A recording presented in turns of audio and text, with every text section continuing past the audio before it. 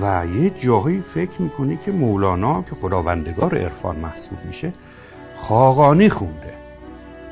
چون بعضی غزلهای خاقانی دقیقاً مسیری رو داره طی میکنه که مولانا به اوج رسونده. میگه که لاله رخا سمنبرا سرو روان کیستی، سنگ دلا ستمگرا آفت جان کیستی،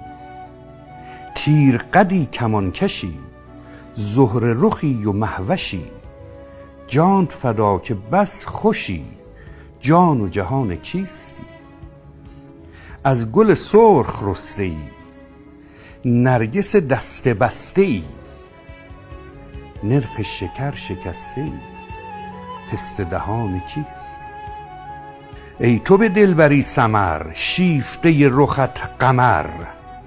بسته به کوه بر کمر موی میان کیستی، دام نهاده می روی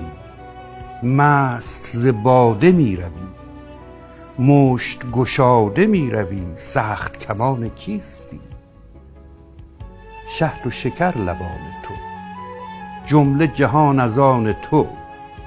در عجبم به جان تو تا خود از آن کیست.